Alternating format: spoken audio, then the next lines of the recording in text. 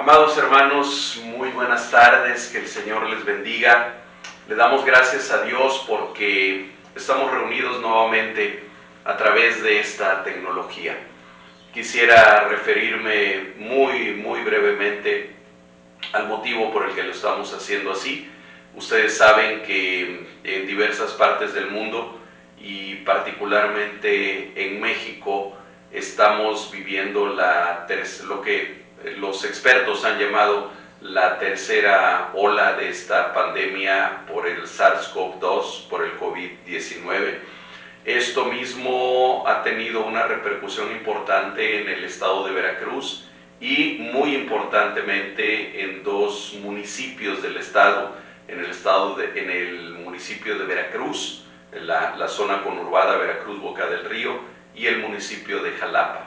Ambos municipios estamos en semáforo rojo y más allá de lo que esto pueda significar para cada quien, hemos podido notar un incremento en el número de casos de COVID. Incluso en nuestra misma comunidad de fe, en nuestra misma iglesia, hemos tenido algunos casos por lo menos sospechosos de COVID, si bien no confirmados. En nuestros familiares, en nuestro caso, tenemos en este momento a 4 familiares positivos al COVID-19, gracias a Dios no graves, pero positivos, comprobados los casos. Y cada vez sabemos de más personas a nuestro alrededor que han tenido COVID. Esto nos obliga a, por un lado, ser precavidos, a ser prudentes, como la misma palabra de Dios nos lo indica, a ejercer el amor y el cuidado que debemos de tener unos por otros al protegernos y sobre todo proteger a los que son más vulnerables. No todo el mundo está vacunado, la vacuna no provee tampoco una protección del 100%, aunque sí provee una protección muy alta, por lo menos contra los casos graves, pero no todo el mundo está vacunado. Los jóvenes, los niños no están vacunados todavía y hay personas que tienen comorbilidades, es decir, que tienen otras enfermedades como diabetes, como hipertensión y enfermedades de otro tipo, y que son más susceptibles también a adquirir la enfermedad. Y en segundo lugar, porque debemos acatar las disposiciones de la autoridad civil, tal y como manda Romanos capítulo 13, y ha salido un decreto de parte del gobierno del estado para que algunas actividades, como las actividades en iglesias y en templos, sean suspendidas, y entonces estamos acatando también esa disposición. Bendito sea Dios que tenemos esta tecnología con la cual podemos seguirnos comunicando y con la cual podemos seguir predicando del Evangelio y predicando de la palabra de Dios. Así que solamente quise hacer esta aclaración para la iglesia y para quienes nos escuchan. Yo espero en el Señor que esto no se prolongue mucho y que pronto volvamos otra vez a estar reunidos para adorar juntos a nuestro Dios, como también la palabra nos lo indica. Les pido por favor que oremos en este momento para poner este tiempo de meditación en las manos de nuestro Dios. Padre eterno, a ti sea toda la gloria, a ti sea toda la honra y toda la alabanza, Señor. Recibe por favor en esta tarde la adoración de nuestro corazón, la adoración de tu iglesia, de tu pueblo, que aunque impedido para reunirse en el mismo local, en el mismo lugar, en este día, Señor, lo estamos haciendo en espíritu y en verdad. Lo estamos haciendo desde nuestras casas, con nuestras familias, sabiendo que tú estás presente también en medio de nosotros, que tú eres omnipresente, que estás en todo lugar. Señor, te adoramos en esta tarde. Te pedimos, por favor, en el nombre de Jesucristo, que tú cuides de tu pueblo, que cuides de nuestra familia, que cuides, Señor. Te pedimos especialmente por las personas que están hoy en los hospitales, quienes están hoy en terapia intensiva, quienes están hoy sufriendo, Señor, graves por esta terrible enfermedad. Señor, que tú extiendas tu mano con misericordia y los sanes. Te rogamos una vez más, como lo hemos hecho tantas veces, sana nuestra tierra, Señor, por favor. sana nuestra tierra, que tú quites esta pandemia muy pronto, Señor. Pero mientras eso ocurre y mientras tu voluntad se lleva a cabo, permítenos como iglesia, permítenos como pueblo tuyo, ser fieles a ti, ser fieles a tu palabra, Señor, que sigamos brillando con la luz tuya, que sigamos proclamando tu palabra a tiempo y fuera de tiempo, y de la manera y en la forma y en el lugar en el que tú nos los permitas. Señor, toma este tiempo en tus manos, por favor. Toma tu palabra en tus manos y tú ministrala a nuestros corazones. Yo me pongo una vez más en tus manos. Te pido que me uses, Señor. Te pido que sea palabra tuya la que sea predicada en esta tarde y que tú hables a cada corazón, a cada persona que esté escuchando en este momento, y que tu palabra, como lo es, viva y eficaz, transforme nuestras vidas, transforme nuestro interior. Te lo pedimos todo, te lo suplicamos en el precioso nombre de Jesucristo, nuestro único Señor y nuestro único Salvador. Amén. Amén. Bien, hermanos, pues continuamos con esta serie de mensajes basados en el libro de Hebreos. Ya hemos avanzado hasta el capítulo 10, hemos terminado el capítulo 10 hace 8 días y hoy estaremos iniciando o estaremos haciendo esta reflexión en el capítulo 11. Así que si ustedes lo recuerdan, la semana pasada terminamos el mensaje con una hermosa afirmación que está en Hebreos 10:39 y que dice en la versión Reina Valera 60: pero nosotros no somos de los que retroceden para perdición, sino de los que tienen fe para preservación del alma. Y en esa continuidad que siempre tiene la palabra de Dios, en el capítulo 11 encontramos que todo el capítulo está dedicado solo al tema de la fe. En sus 40 versículos, esta palabra fe se repite 25 veces, y para hacerlo más palpable nos menciona a 16 personajes bíblicos que algunos conocen como el Salón de la Fama de la Fe. Algunos lo dicen de esta manera, porque es realmente una lista de personas que van desde Abel hasta Samuel y David, y que son ejemplos de lo que es vivir por fe y no por vista. Yo espero que al final de esta reflexión nosotros podamos entender más claramente, con una perspectiva bíblica, qué es la fe y también qué no es la fe de la que estamos hablando. A manera de introducción también, solo recordemos que en el Antiguo Testamento la palabra que muchas veces se traduce como fe es una palabra hebrea, que es una palabra compuesta por dos partículas. G, digamos transliterado al castellano, sería la letra H con un sonido como de J suave, y una E, G, guión, emin, E-M-I-N, transliterado también. G, emin, es una palabra que esencialmente se traduce como confianza, como confiar plenamente en alguien, y particularmente confiar plenamente en Dios.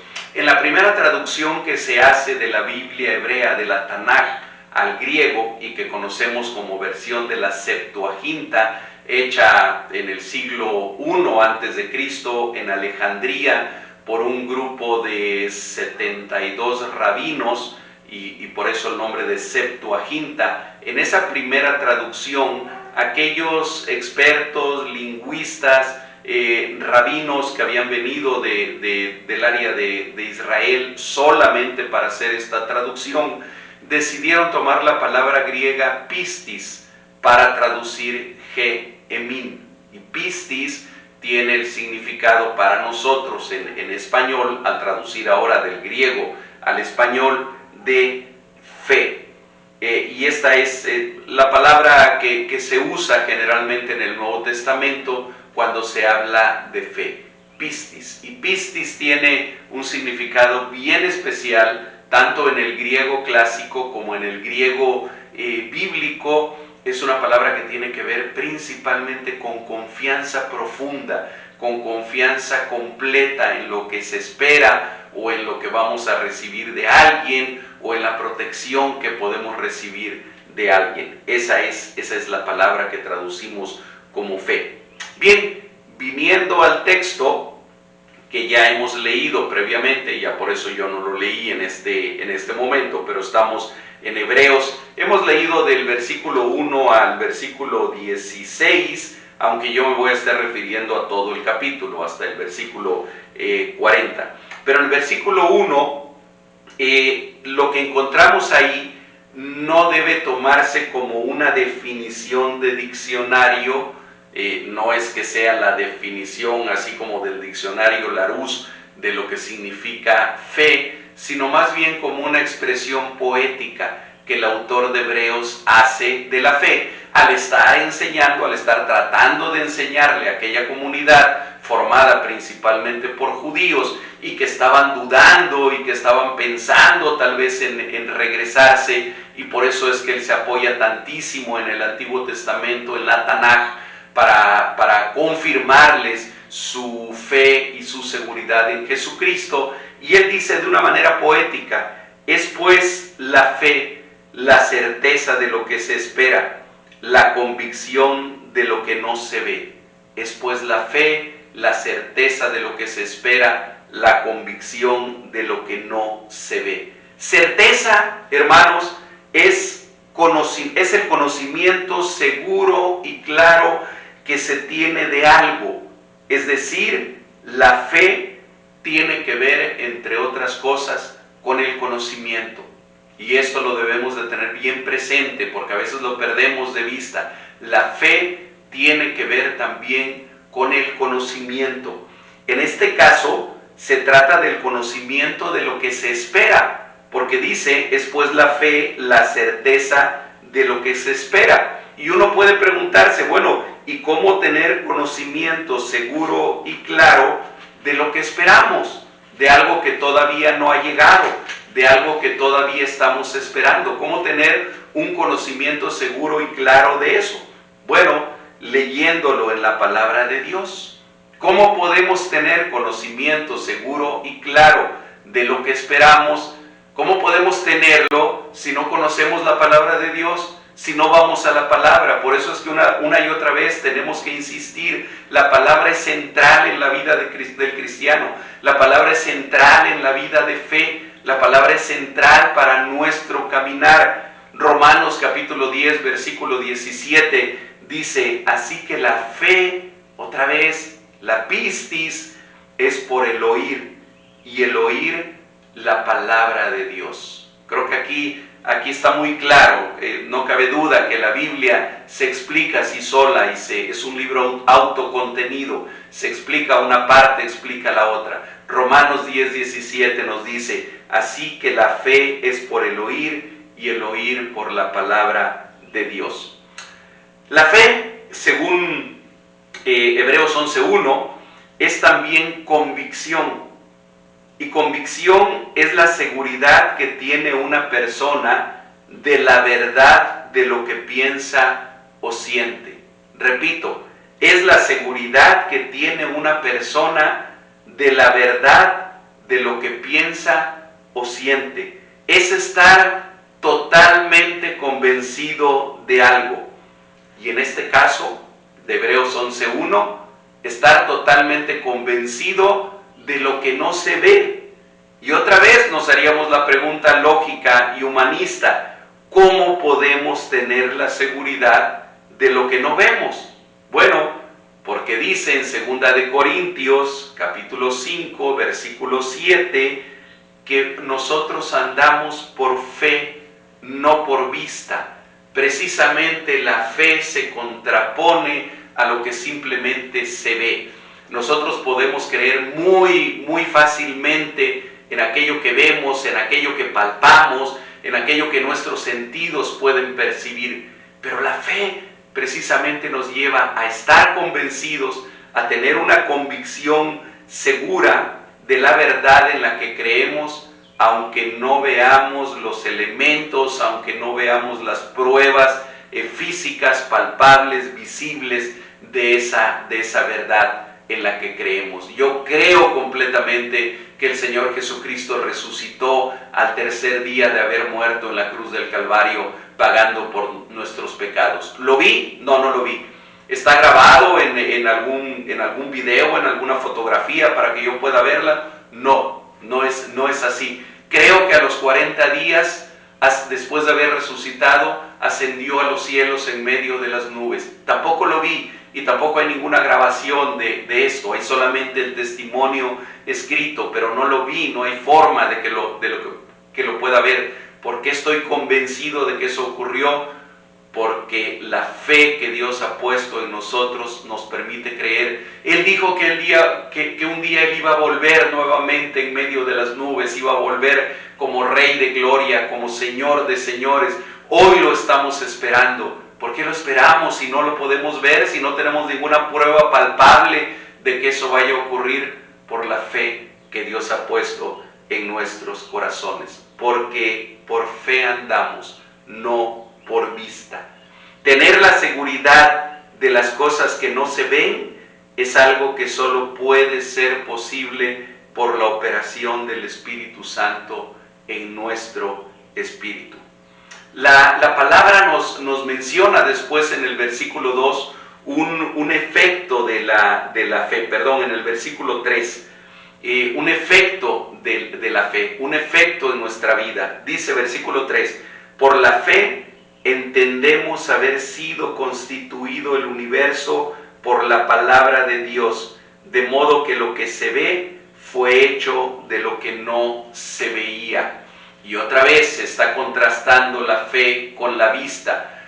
Nosotros creemos como cristianos bíblicos, creemos que todo lo que existe, todo el universo, las galaxias, incluyendo los hoyos negros, todo el universo fue creado solamente usando un material, la palabra de Dios. Él dijo y fue hecho. El logos del que nos habla posteriormente Juan el evangelista, ese verbo que por cierto fue encarnado en la persona de Jesucristo, fue todo el material que se utilizó para hacer las estrellas, para hacer el universo, las galaxias, las montañas, la tierra y por supuesto a quienes habitamos la tierra, quienes somos la corona de la creación, los hijos de Dios, las criaturas de Dios. Fuimos hechos solamente por el poder de su palabra y por medio de la fe nosotros podemos saber eso. Por medio de la fe nosotros podemos entender esto. Posteriormente, y no voy a leer por supuesto todo el capítulo, ni voy a ir versículo por versículo, no se preocupen, pero después nos comienza a hablar de algunos personajes, cada uno de ellos notables y cada uno de ellos con una cualidad específica que tiene que ver con la fe, y nos habla de Abel y nos habla de Enoc, pero cuando llega al versículo 16 se encuentra otro concepto que yo quisiera resaltar el día de hoy, porque es importantísimo. Se nos dice algo que no deberíamos olvidar nunca. Versículo 6, pero sin fe es imposible agradar a Dios. Por una razón muy lógica, por una razón que fácilmente la podemos entender, porque es necesario que el que se acerca a Dios crea que le hay. Es necesario que el que se acerca a Dios de una manera muy básica y con una fe muy básica, crea que Dios existe. Y no solamente que existe, sino que es galardonador de los que le buscan. Es decir, nuestro Dios, ese Dios en el que creemos, ese Dios en el que ponemos nuestra fe, es un Dios que quiere ser conocido. Es un Dios que se da a conocer porque quiere ser conocido. Eso ya lo vimos también en capítulos pasados de este mismo libro de Hebreos. Y entonces dice, el que se acerca a Dios tiene que creer que le hay y que es galardonador. Esto quiere decir que premia, que retribuye positivamente, que ama a aquel que lo busca. Es galardonador de los que lo buscan. Entonces, sin fe es imposible agradar a Dios. Si alguien se acerca a Dios sin fe, no le va a agradar a Dios. No va a poder tener una relación personal, una relación íntima con Dios.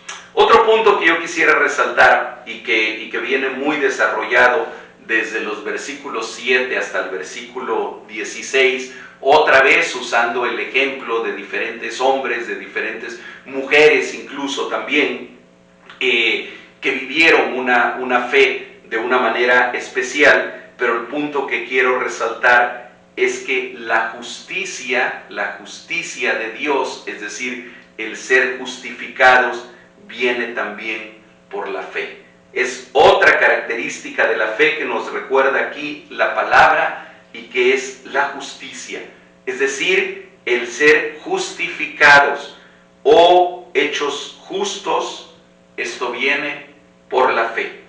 Para explicarnos esto, toma el ejemplo de Noé, quien le creyó a Dios con certeza y con convicción en algo que parecía absurdo: construir un arca en donde no había agua, en donde no había mar ni había ningún lago, y gracias a esto trajo salvación a su familia y a parte de la creación de Dios. Lo que trajo salvación para ellos no fue la obra de sus manos, es decir, el arca que hizo Noé, sino su fe. Haberle creído a Dios, y eso le fue contado por justicia. Y nosotros lo podemos leer. Déjenme ubicar el pasaje al que me estoy refiriendo. Versículo 7. Por la fe Noé, cuando fue advertido por Dios acerca de cosas que aún no se veían, con temor preparó el arca en que su casa se salvase, y por esa fe condenó al mundo y fue hecho heredero de la justicia que viene por fe. Vean cómo lo dice aquí el autor de Hebreos: y fue hecho heredero de la justicia que viene por fe. Esa justificación que ahora nosotros hemos recibido a través de Jesucristo.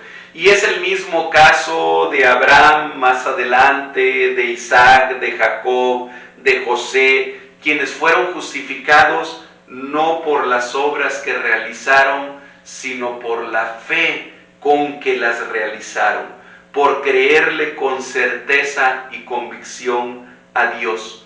Todos ellos, Abraham, Noé, el mismo David, Samuel, todos ellos que se mencionan en este capítulo 11, en algún sentido, unos en un sentido y otros en otro, son modelos o son tipos de Cristo, siendo obedientes de una manera radical. ¿Qué los llevó a eso? ¿Qué los llevó a esa obediencia? Su fe. La fe fue lo que llevó a Abraham a ser obediente en el momento en que Dios le dijo: deja tu casa, deja tu parentela y ven a la tierra que yo te voy a mostrar. Abraham vivía en Ur de los Caldeos y estaba bien ahí, estaba con su familia, con sus padres, con los suyos, con su parentela, cuando Dios le habla y le dice: sal de ahí, sal de tu tierra, sal de tu parentela y ven a una tierra que yo te voy a mostrar, ¿verdad? Ni siquiera le dijo cuál tierra. Esa fe es lo que hizo que Noé enfrentara la burla, enfrentara la oposición, enfrentara tal vez cosas terribles cuando él se puso a construir un arca en medio de la nada. No sabemos si un desierto, si una montaña, pero ciertamente donde no se necesitaba ningún arca, y fue la fe la que lo movió a hacer eso. Fue la fe lo que movió a Gedeón a reunir a un grupo que finalmente quedó constituido solamente por 300 hombres para enfrentar a todo un ejército, al ejército de los madianitas, y derrotarlos también. Fue la fe lo que hizo que Sara pudiera creer que, siendo ya una mujer de 90 años, podía todavía tener descendencia, esa descendencia en la que Dios había prometido una multiplicación de ella y de Abraham tan grande que le dijo en una ocasión el Señor a Abraham: ven y ve las estrellas del cielo. Si puedes contar las estrellas, así se podrá contar también tu descendencia. Y más adelante le dice: y en tu descendencia serán benditas todas las familias de la tierra. Fue la fe lo que hizo que Abraham y Sara siguieran adelante. Fue la fe lo que hizo que Abraham obedeciera también de una manera radical y ofreciera a ese único hijo, Isaac, cuando Dios le dijo que se lo tenía que dar en sacrificio, y él estuviera dispuesto a hacerlo, sabiendo que se le había prometido descendencia en ese único hijo. Y de una manera figurada, Dios finalmente levanta de entre los muertos a Isaac como otra figura más de lo que habría que hacer con el Señor Jesucristo. Es pertinente en este punto, hermanos, mencionar lo que enseña un teólogo americano muy conocido, Louis Berkhof. Muchos de nosotros hemos estudiado en las clases de seminario a Louis Berkhof. En su teología sistemática, este autor le dedica todo un capítulo al tema de la fe, y yo quiero retomar solamente algunos puntos de ahí de él, a donde habla de los diferentes tipos de fe. Y entonces Berkhof dice que hay 4 tipos de fe que yo quiero compartir con ustedes el día de hoy. Dice que hay una fe histórica, hay una fe milagrosa o milagrera, decimos algunos, una fe temporal y finalmente una fe salvadora. ¿En qué consisten estos diferentes tipos de fe que los vamos viendo reflejados también en el capítulo 11? Bueno, la llamada fe histórica es un conocimiento intelectual de los hechos. No está enraizada en el corazón, es humana, no es divina. Es el tipo de fe que tenía Nicodemo cuando en Juan capítulo 3, versículo 2, leemos que se acerca a Jesús y le dice: Rabí, sabemos, y yo subrayaría ahí la palabra sabemos, que has venido de Dios como maestro, porque, y vuelvo a subrayar la palabra porque, nadie puede hacer estas señales que tú haces si no está Dios con él. Sabemos y porque. Es decir, tengo un conocimiento intelectual de las cosas, a lo mejor un conocimiento intelectual de la palabra de Dios, y bueno, sé que las cosas son así porque la Biblia lo dice, porque es algo que está escrito. Pero ese creer, eso no se ha vuelto convicción ni se ha vuelto certeza en mi corazón.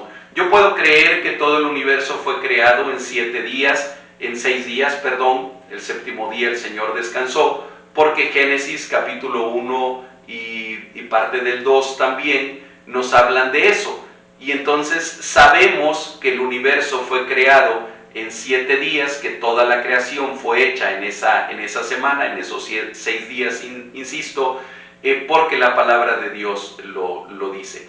Bueno, sabemos que Jesucristo resucitó al 3er día, porque el Evangelio lo dice. Sabemos que Él va a regresar un día, porque la palabra lo dice. Pero si nuestra fe se queda solamente en ese nivel, será solamente una fe histórica o una fe intelectual. También es ese tipo de fe de la que hablaba el Señor Jesucristo en Mateo capítulo 7, versículo 26, cuando dice, refiriéndose a los que lo escuchan o a los que escuchan sus palabras, dice: pero cualquiera que me oye estas palabras y no las hace, le compararé a un hombre insensato que edificó su casa sobre la arena. ¿Hay algún tipo de fe ahí? Sí, para oír la palabra de Dios, para sentarse a escucharlo. El Señor Jesucristo está hablando en este pasaje de quienes lo oyen, de quienes oyen su palabra, pero que lo oyen con una fe que Berkhof llamaría una fe histórica o una fe intelectual, basada solamente en lo que se narra, por eso le llama histórica, pero que no está enraizada en el corazón. El segundo tipo de fe al que Louis Berkhof se refiere en su teología sistemática, dice, es la fe milagrosa o la fe milagrera. Es la persuasión de que un milagro puede ocurrir.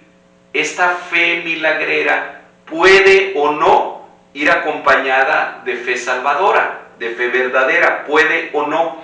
Es el tipo de fe que Jesús le reprochaba a sus discípulos no tener en Mateo capítulo 17, versículo 20, cuando después de tratar de liberar a un muchacho que estaba endemoniado, sus discípulos, sus apóstoles no pueden hacerlo, vienen con Jesús, Jesús expulsa a aquel demonio y los discípulos le preguntan, ¿por qué no lo pudimos hacer nosotros?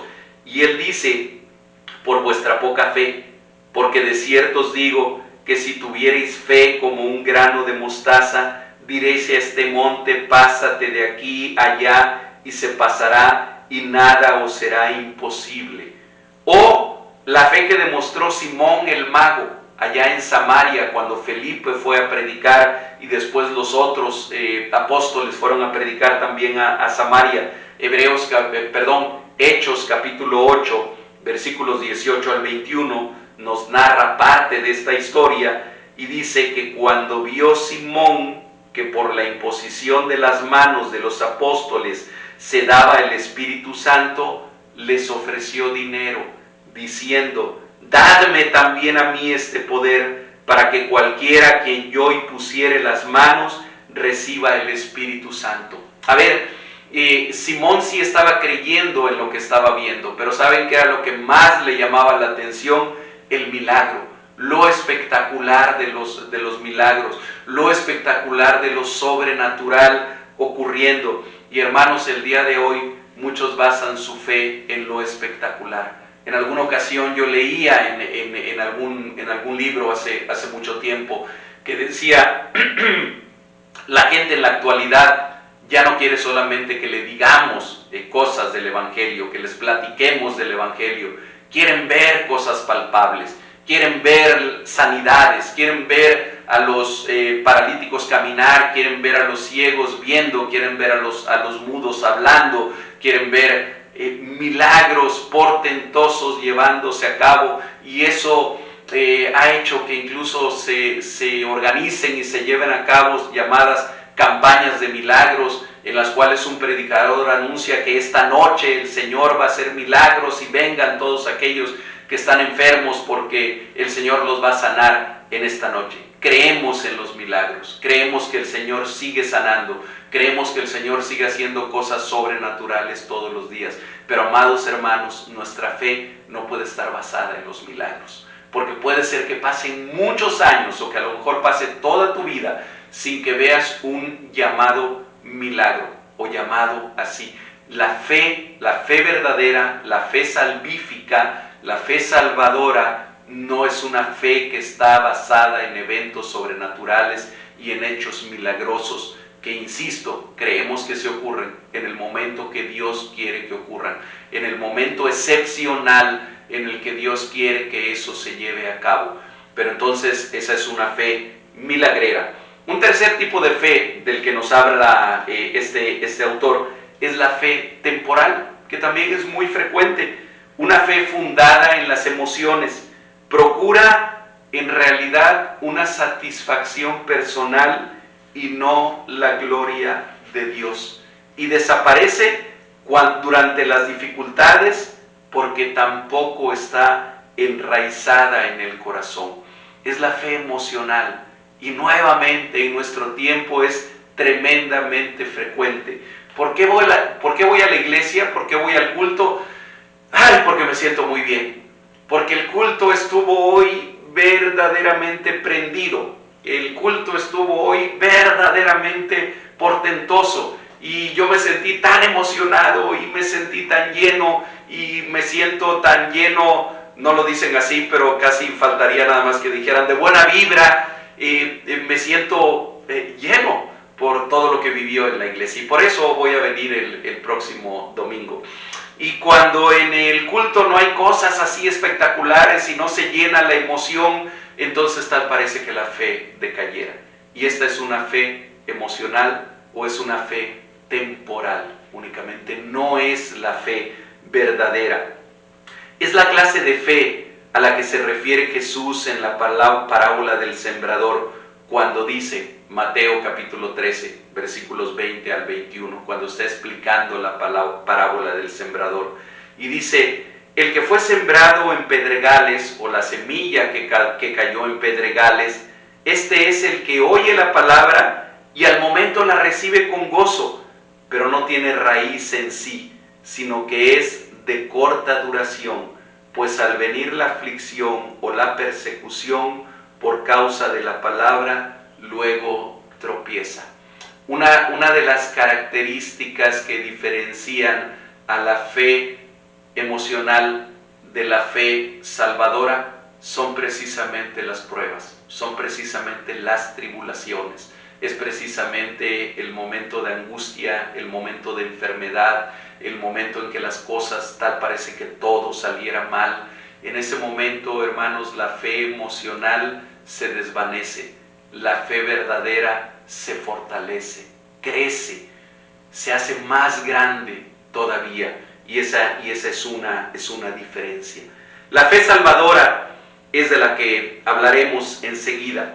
De los versículos 17 al 39 de este capítulo 11 en el que estamos, sobre el que estamos predicando el día de hoy, la palabra nos recuerda los casos impactantes de hombres y mujeres que por la fe hicieron proezas y soportaron pruebas impensables. Gente como Moisés, como Rahab la ramera, como Gedeón, como Sansón y como Samuel. Gente que dice la palabra, dice el capítulo 11, conquistaron reinos, hicieron justicia, alcanzaron promesas, taparon bocas de leones, apagaron fuegos impetuosos, evitaron el filo de espada, sacaron fuerzas de debilidad, se hicieron fuertes en batalla, pusieron en fuga ejércitos, y otros más que por esa misma fe fueron atormentados, experimentaron vituperios,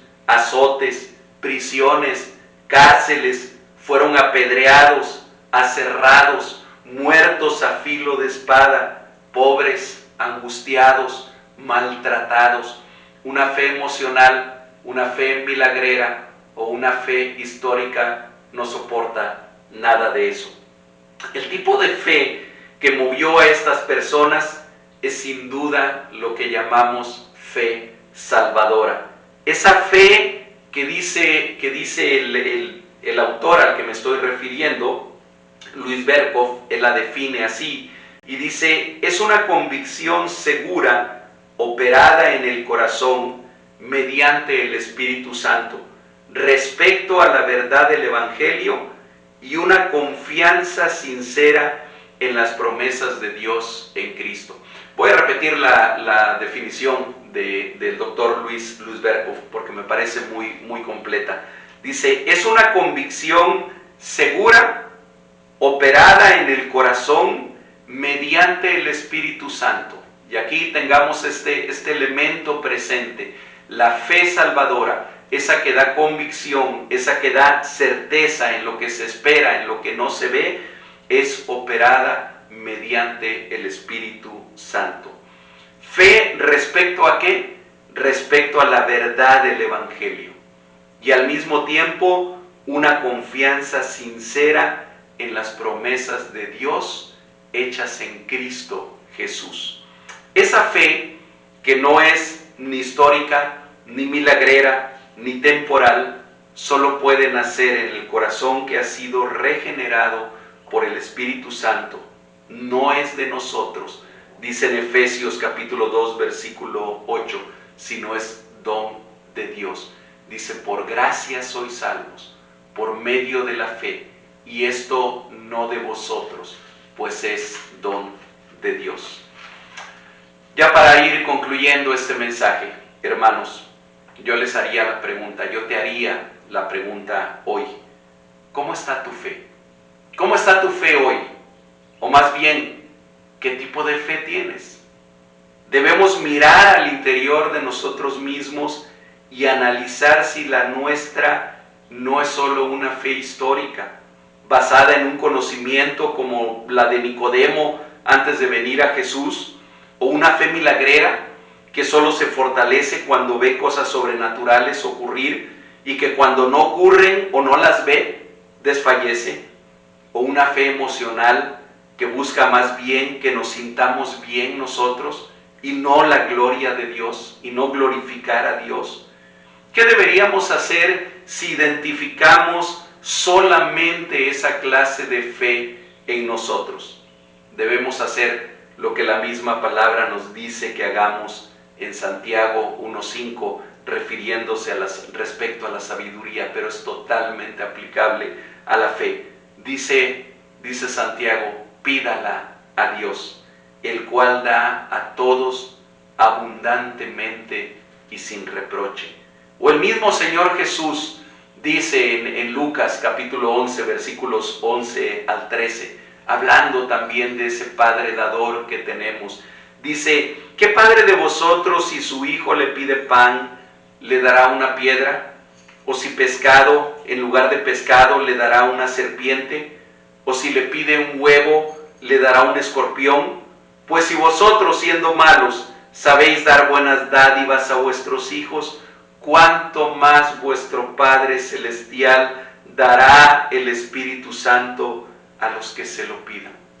Pidámosle al Padre, pero pidamos no solamente con fe, más bien pidámosle fe, la verdadera fe, la fe salvadora, esa fe que trae vida nueva, esa fe que hace que nuestra vida, que nuestro espíritu, que nuestro ser completo se postre delante de Jesucristo en adoración, en arrepentimiento, en búsqueda de Él. Esa fe que es la que verdaderamente hace que, igual que Jesús se lo explicaba a Nicodemo, nazcamos nuevamente, tengamos ese nuevo nacimiento. Que Dios fortalezca este día esa fe en su iglesia, esa fe verdadera. Especialmente hoy la necesitamos, especialmente en medio de la crisis que estamos viviendo. El arma que nosotros debemos esgrimir, el arma que nosotros debemos tomar es nuestra fe. Oremos, hermanos. Padre amado, gracias por tu palabra. Gracias por esta palabra tuya, viva y eficaz. Gracias por esta palabra tuya que nos cuestiona, que nos reta, que nos hace pensar, que nos hace reflexionar. Señor, te pedimos que tú veas en nuestro corazón, que tú veas en nuestro interior, que tú, Señor, pruebes la fe que tenemos, que tú, Señor, veas lo que verdaderamente hay en el corazón de cada uno. Y si tú encuentras ahí solamente una fe intelectual, si tú encuentras ahí solamente una fe emocional, si encuentras solamente una fe que quiere ver cosas sobrenaturales, Señor, te pedimos que tú la cambies y pongas en nosotros esa verdadera fe. Esa fe que movió a todos esos hombres y a esas mujeres como Rahab, como Moisés, como Gedeón, como Abraham, a hacer proezas, no para su propia gloria, no para su propio bienestar, no para sentirse bien, porque muchos de ellos nunca se sintieron bien. Tan es así que algunos de ellos fueron apedreados, otros fueron aserrados, otros fueron encarcelados, otros fueron azotados, Señor, sino que era para la gloria tuya, para el extendimiento de tu reino. Danos esa fe el día de hoy, Señor. Fortalece esa fe en nosotros. Te lo pedimos en el nombre de Jesucristo, nuestro Señor y Salvador. Amén. Amén.